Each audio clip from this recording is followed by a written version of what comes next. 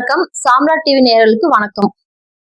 இன்று நமது அரங்கத்திற்கு திரு நாராயணன் அவர்கள் வழக்கறிஞராக பணிபுரிகிறார். அவர் நமது அரங்கத்திற்கு வந்து ஜோதிடம் பற்றிய பல்வேறு கருத்துக்களை நமக்கு பகிர்கிறார். வணக்கம் ஐயா. எத்தனையோ திருமணங்கள் ஜாதகம் பார்க்கப்படுகிறது, ஆனால் அதில் வெற்றி அடையவில்லை. ஆனால் ஜாதகம் பார்க்காத காதல் கல்யாணங்கள் வெற்றி அடைகிறது. இதை பற்றி உங்கள் கருத்து என்னங்க ஐயா? ஜோதிடத்துல ஏழுக்குடையவன் யாரோ அவன் இங்கே யாருடன் சம்பந்தப்பட்டிருக்கிறாரோ அந்த மாதிரி பெண்கள் தான் அமையும் ஆண்களுக்கு. அதே போலவே பெண்களுக்கும் அது சம்பந்தமாகத்தான் அமையும். இதுல காதல் திருமணம் அல்லது ஏற்படுத்திய திருமணம் என்றெல்லாம் ஜோதிடத்திற்கு அந்த வித்தியாசங்கள் கிடையாது. இன்னும் பார்க்க போனால் இந்த காதல் திருமணம் என்பது 5ஆம் இடத்தை குறிக்கிறது. 5ம் 7ம் சம்பந்தம் இருந்தால் காதல் கைகூடும், இல்லை என்றால் காதல் கைகூடாது. இப்படி பல அம்சங்கள் இருக்கிறது. இதிலேயும் குறிப்பாக சொல்ல போக வேண்டும் என்றால், ஜாதகத்தை நாம் பார்க்கும்போது முதலில் 10 பொருத்தம் இருக்கிறதா, தோஷ சாமியம் இருக்கிறதா,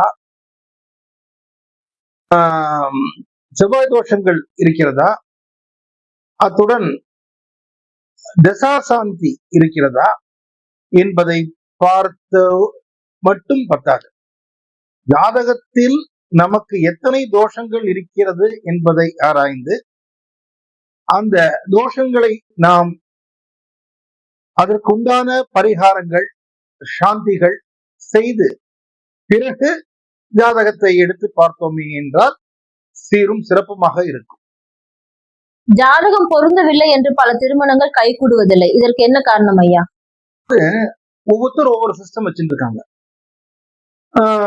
இப்போ கேரளால ஒரு சிஸ்டம் ஃபாலோ பண்றாங்க, தமிழ்நாட்டுல ஒரு சிஸ்டம் ஃபாலோ பண்றாங்க. சிலர் ஒரு ஒரு சில கோட்பாடுகளை சிலர் நம்புகிறார்கள். அதனால் சில ஒரு ஜோதிடர் இன்னொரு ஜோதிடர் ஒருத்தர் சொல்லுவது போல் இன்னொருத்தர் சொல்லுவது இருப்பதில்லை. இது பொதுவாக இருக்கக்கூடியது. அதுக்கு தான் என்ன கேஷுவலா பேச்சு வழக்குல சொல்லுவாங்க, ஒரு எதுக்கும் 1-2 ஜோசியத்தை கேட்டுட்டு எல்லாரும் என்ன சொல்றாங்கன்னு பார்த்துட்டு நம்ம செய்யலாம் அப்படின்னு பேசிப்பாங்க. 1-2 ஜோதிடர்கள் சொல்லுவாங்க, கவனிச்சிருக்கீங்களா? அதே மாதிரி நம்ம வக்கீல்கள் கூட சொல்லுவாங்க, நல்ல விஷயம் தெரிஞ்ச வக்கீல்கிட்ட போய், கைராசியான டாக்டர்கிட்ட போய் அப்படின்னு பேசுவாங்க. சோ அந்த அந்த துறைகளில் அனுபவங்கள் இருக்க வேண்டும். அப்படி அனுபவங்கள் இருப்பவர்களிடம் இதை நாம் கேட்டு தெரிந்து கொண்டு புரிந்து கொண்டு அதற்கு தகுந்தாற்போல் நாம் அதை பின்பற்ற வேண்டும். பொதுவாக திருமணத்திற்கு எப்படி ஜாதகம் பார்ப்பது நல்லது? இதை பற்றி கொஞ்சம் கூறுங்களேன். பொதுவாக பார்க்க வேண்டியதுதான், அதாவது முதல்ல ஒரு ஜாதகத்தை எடுத்தோன்னே அதுல நமக்கு எவ்வளவு குறைகள் இருக்கிறது, எவ்வளவு நிறைகள் இருக்கிறது என்பதை நாம் பார்க்க வேண்டும். சில இடத்துல எல்லாம் சில ஜாதகத்தெல்லாம் பார்த்தோம்னா கேந்திர ஆதிபத்திய தோஷம் இருக்கும், பாதகாதிபத்திய தோஷம் 7 இருக்கும் அல்லது 8 இருக்கும் பெண்களுக்கு. இப்படிப்பட்ட தோஷங்கள் எல்லாமே இருந்தது என்றால் முதலில் அதை சரி செய்து கொள்ள வேண்டும். என்னென்னலாம் தோஷங்கள் இருக்கிறதோ அதை நாம் நிவர்த்தி செய்து கொள்ள வேண்டும். ஜாதகத்தை எடுப்பதற்கு, அதாவது திருமண பொருத்தத்திற்காக நாம் செல்லுவதற்கு முன்னமே நாம் இதை அனைத்தும் செய்து கொண்டோம் என்றால் நமது ஜாதகத்தில் தோஷங்கள் குறைவாக இருக்கும். அதனால் முதலில் அதை நாம் எடுத்து செய்து கொள்வது உத்தமம். பிறகு ஜாதகத்தை எடுத்து அதில் இந்த தசா பொருத்தம் இருக்கிறதா, மற்ற பொருத்தங்கள் இருக்கிறதா என்பதை பார்த்து தெரிந்து புரிந்து கொள்ளலாம். சில பேர் ஜாதகத்தை பார்த்து கொண்டே இருக்கிறார்கள், அதனால் அவர்களுக்கு திருமணம் ஆகாமலே போகிறது. இதை பற்றி உங்கள் கருத்து என்ன ஐயா? நான் என்னுடைய எக்ஸ்பீரியன்ஸ்ல பார்த்திருக்கேன். 45 வயசு 50 வயசு ஆயிடும், சீரியஸா ஜாதகத்தை உட்காந்து பார்த்துட்டு இருப்பாங்க. அது எதுக்கு எனக்கு புரியல.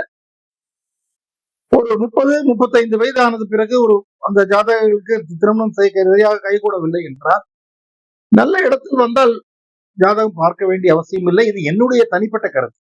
மற்ற ஜோதிடர்கள் இதை ஏற்றுக்கொள்கிறார்களோ இல்லையா என்று தெரியாது எனக்கு. ஒரு 35 வயதுகள் தாண்டினாலே அவர்களுக்கு திருமணம் ஆகவில்லை என்றால் ஜாதகம் கட்டாயம் பார்த்துத்தான் ஆக வேண்டும் என்கின்ற நிலை இல்லை. ஏன்னா திருமணம் என்பது ஒரு முக்கியமான ஒரு சடங்கு.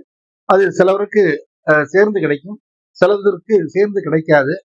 ஒரு முக்கியமான பொருத்தங்கள் இருந்து ஒரு 5 பொருத்தம் 6 பொருத்தம் இருந்தாலே நம்ம அதுக்கு ஒட்டுக்கொண்டு கை கொடுவது நல்லது. ஏன்னா முதல்ல இப்ப ஜாதகத்துல 5 பொருத்தம் இருக்காங்கிறத பார்க்கணும்.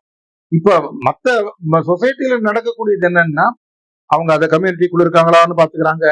அது மட்டும் இல்லாம ஹைட் பாத்துக்கிறாங்க, இன்கம் பாத்துக்கிறாங்க, ஸ்டேட்டஸ பாக்குறாங்க. இதுக்கு எல்லாத்துக்கும் மேல பொண்ணு பையனை பிடிச்சிருக்கா, பையனுக்கு பொண்ணை பிடிச்சிருக்காங்கிறாங்க. சிலவங்களுக்கு அழகா இருந்தாலும் ஒருத்தருக்கு பிடிக்க மாட்டேங்குது. அழகு இல்லாம இருக்கிறவங்களுக்கு அக்செப்ட் ஆகுது. எதுவுமே நம்ம கையில இல்லை. சோ இது அனைத்தும் நம்ம பார்த்துதான் இதை செய்ய வேண்டியுள்ளது. புணர்வு தோஷம் என்றால் என்ன ஐயா ஜாதகத்தில்? உணர்வு தோஷம் என்று சொல்லக்கூடிய தோஷமானது முன்னொரு ஜென்மத்தில் நாம் யாரையாவது அவர்களை கண்ணீர் வர பழித்திருப்போம், அதனால் வரக்கூடிய தோஷம் என்று சொல்கிறார்கள். சனி அண்ட் சந்திரன் இவர்கள் சேர்க்கை அல்லது பரஸ்பர பார்வை ஆகியவைகள் இருந்தால் இந்த புணர்வு தோஷம் வந்துவிடுகிறது. இதை எந்த அமைப்பில் இருக்கிறது என்பதை பார்த்து ஆராய்ந்து அந்த சாந்தியை நாம் செய்து கொள்ளலாம். பொதுவாக ஒரு உணர்வு தோஷம் இருக்கக்கூடிய ஜாதகம் என்றால் ஒரு நாள் ஒரு நல்ல ஒரு கோயிலுக்கு, அதாவது அவர்கள் விருப்பப்பட்ட கோயிலுக்கு அல்லது இஷ்ட தேவதை கோயில்களுக்கு அல்லது குலதேவதைகள் கோயிலுக்கு, இல்லை அவர்களால் எந்த கோயிலில் முடியுமோ அந்த கோயிலாவது நல்ல கூட்டி பெருக்கி மொழிகி கோலங்கள் இட்டு ஒரு நாள் பூஜை இந்த தேவதைக்கு செய்து, நான் என்ன பாவத்தினால் அதை செய்தேன் என்று தெரியவில்லை, இருந்தாலும் எதுவாக இருந்தாலும் என்னை மன்னித்தருளு என்கின்ற மனமாறுக பிரார்த்தனை செய்து அந்த தேவதையிடம் வணங்கினால் உணர்வு தோஷம் நிவர்த்தியாகிறது சொல்கிறார். ஐயா, கோயிலுக்கு செல்வதன் மூலம் நம்மளுக்கு என்னென்ன பயன் அடைகிறோம்? இது இந்து கோயிலுக்கு மட்டும் சம்பந்தப்பட்டதா, இல்ல கிறிஸ்துவ ஆலயங்களுக்கும் மற்றும் இஸ்லாமிய மதத்திற்கும் இது சம்பந்தப்பட்டதா? அதாவது இறைவன் ஒருவன் இருக்கிறான் என்று பார்க்கும்போது எல்லாருக்கும் அது சமூகம் தான். அது இந்து ஒரு முறையில் வணங்குவார்கள், இஸ்லாமியர்கள் அதை வேற முறையில் வணங்குவார்கள், கிறிஸ்தியானிகள் அவர்களுடைய முறையில் வழங்குவார்கள். இன்னொன்னு கவனிச்சிருக்கீங்கன்னா, இது எல்லா கோயில்களையும் பாத்தீங்க பாருங்க, கோயில்களுடைய கோபுரம் அப்படியே குமார்ச்சியா தான் இருக்கும், மேல வானத்தை நோக்கி இருக்கும். கவனித்திருக்கிறீர்களா? இந்த கலசங்கள் எல்லாம் இதை போலவே தான் மசூதியிலும் குமார்ச்சியாக இருக்கும், மேல வானத்தை நோக்கி அந்த சின்ன ஒரு குச்சியானது இருக்கும். அதே மாதிரி கிறிஸ்டியன் சர்ச்சஸ்லயும் இந்த சேஸ்ல தான் இருக்கும், வானத்தை நோக்கி இருக்கும். அது ஆகாசத்தில் இருக்கக்கூடிய அந்த சக்தியை, பிரபஞ்ச சக்தியை கோயில் கோபுரம் மூலம் உள்வாங்கி அதை டிரான்ஸ்மிட் செய்யக்கூடிய, கர்ப்ப கிரகத்தின் மூலம் டிரான்ஸ்மிட் செய்யக்கூடியதுதான் இந்த இறை வழிபாடினுடைய ரகசியம். இது இந்துக்களுக்கும் ஒன்றுதான், இஸ்லாமியர்களுக்கும் ஒன்றுதான், கிறிஸ்டியானிகளுக்கும் ஒன்றுதான். அவர்கள் வணங்கக்கூடிய தெய்வங்கள் வேறவாக இருக்கலாம், ஆனால் முறைப்பார்கள் வானத்திலிருந்து அப்படி வந்து அந்த எனர்ஜியானது அப்படி ரீசானல் ஆகி அந்த இதுக்கு போகுது இல்லையா? இந்த தெய்வ சக்தி ஆகக்கூடியது அப்சர்வ் ஆகி ஆகி. அதனால எல்லாத்துக்கும் இந்த வழிபாடுகள் முறை வேறவாக இருந்தாலும் உள்ளர்த்தம் அல்லது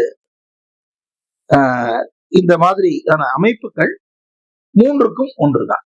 இந்த கோயிலுக்கு நாம் செல்வது என்றால் நல்ல பயன்கள் நமக்கு கிடைக்கும், நல்ல வைப்ரேஷன் ஆகும், நல்ல அந்த எனர்ஜி சேனல்ஸ் எல்லாம் இருக்கு இல்லையா, அதெல்லாம் சுத்தப்படும், ஒரு ஹீலிங், ஆட்டோமேட்டிக் ஹீலிங் ஆகும். கோயில்ல பார்த்துட்டு வரும்போது சொல்லுவாங்க தெரியுமா, நல்ல ஒரு வைப்ரேஷன் கிடைச்சது, நல்ல ஒரு சிந்தனை எடுக்க முடிஞ்சது, நல்ல ஒரு பலன் கிடைத்தது என்று சொல்லுவார்கள் இல்லையா? அந்த மாதிரி அதுலயும் இன்னும் குறிப்பா கேட்டீங்கன்னா சில கோயில்கள் இருக்கிறது. உதாரணத்துக்கு இப்ப பாருங்க, பேய் பிடித்திருக்குன்னு வச்சுக்கலாம். ஒரு எக்ஸாம்பிளுக்கு சொல்றேன். சோத்தானிக்கரையில அவங்களுக்கு குணம் இருக்கு அப்படின்னு சொல்றாங்க இல்லையா? அப்போ அந்த கோயிலுக்கு ஒரு இருக்கக்கூடிய வைப்ரேஷன் இந்த மாதிரி உள்ளது இல்லையா?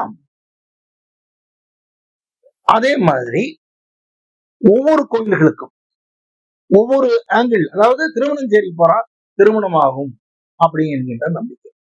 அப்போ அந்த திருமணமாகக்கூடிய அமைப்புகள் இருக்கக்கூடிய சிவன் பார்வதியினுடைய அமைப்புகள் வரக்கூடியது இந்த மாதிரி ஒரு இது. அதனால திருமணஞ்சேரி செல்வது உத்தமம் என்று அவர்கள் சொல்லி அந்த குறையை அப்படி தீர்க்கிறார்கள்.